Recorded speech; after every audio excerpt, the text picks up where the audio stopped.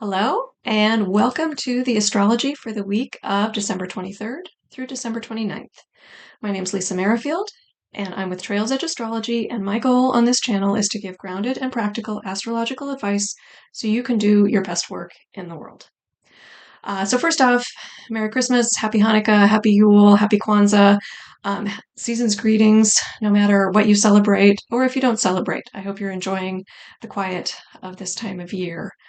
Um, so, in terms of transits, there are a few significant ones this week. In fact, really significant. On Tuesday, December 24th, we have the second of three Jupiter-Saturn squares.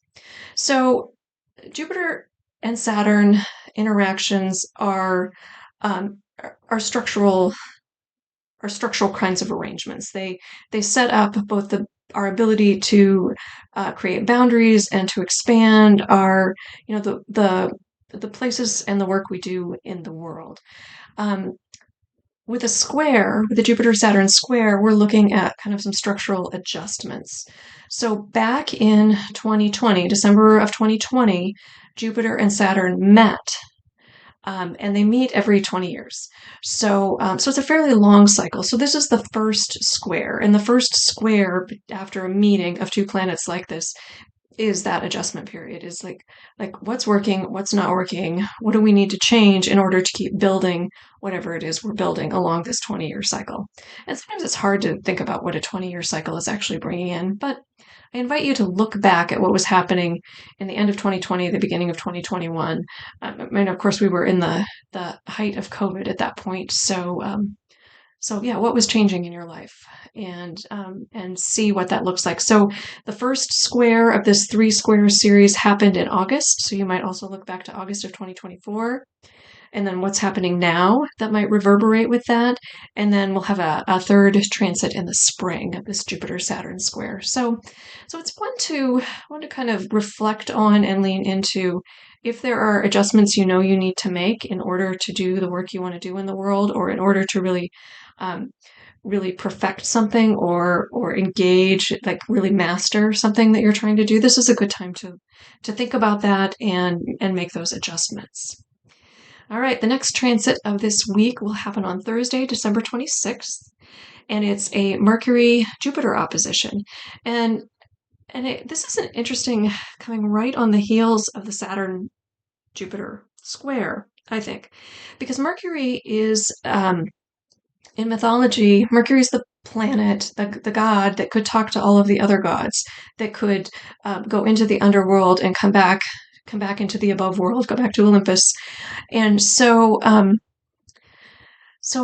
Mercury really is able to convey information and to pull pieces together. So Jupiter and Saturn squared, they're in this square, and then Mercury is perhaps bringing some more information, or perhaps bringing some wisdom to the picture.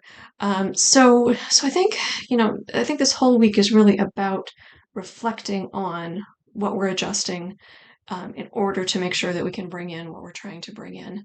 So the Mercury-Jupiter opposition is also interesting because Mercury is in Jupiter's sign and Jupiter is in Mercury's sign.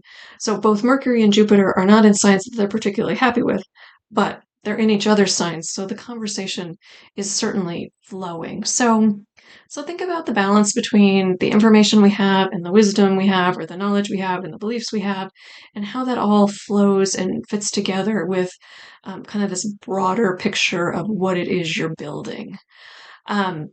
Then on Friday, the 27th, Mercury squares Saturn. So again, continuing this conversation, this Jupiter-Saturn square conversation that's happening. And it just has this touch point. So Mercury has communicated with Jupiter, and now Mercury's communicating with Saturn. And what information is being shared as Mercury is doing all of these things? So again, yeah, just look for information that comes up, for guidance. It could be a teacher, could be an article that you read, or a conversation you have. Just see if there's something that comes up this week that that kind of gives you a light bulb moment, or oh, that's how I do that. So I think that's a lot of what this week is about, revising those structures.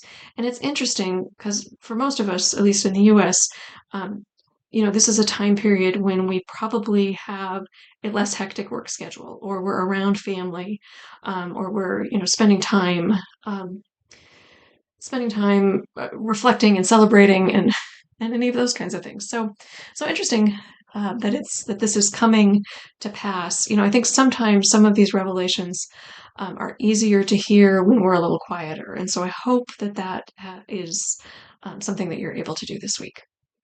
All right, over the weekend on Saturday, December 28th, Venus will square Uranus, which is something kind of completely different.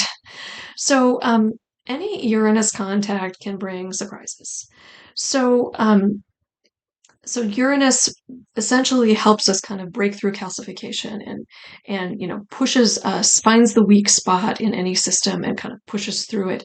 And with a square to Venus, we're really talking about um, relationships, money, things you value, something like that, and a way to kind of push through that energy. So, so Venus is in Aquarius, Uranus is in Taurus, so you can think about those houses in your chart and kind of think about how this energy might show up and what it might be interacting with. But expect some ability to change, or maybe some unexpected events that allow you to change the way you show up in relationships, the way you show up, the way you value things, the maybe some places where you felt stuck could get loosened up. This happens.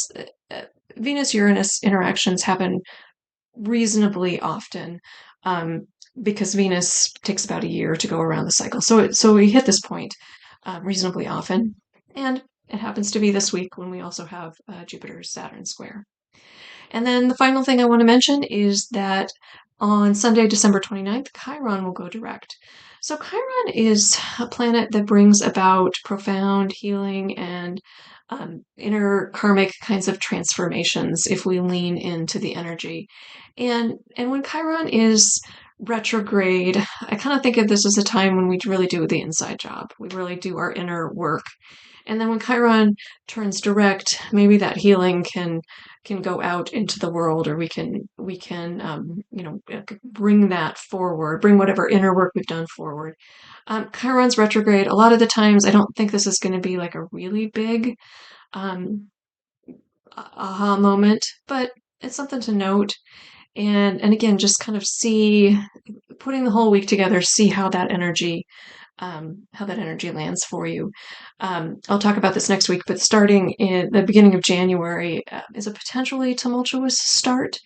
And so all these kind of structural pieces and the potential for maybe some changing in how we work on our healing really be beneficial in the week of the 23rd through the 29th.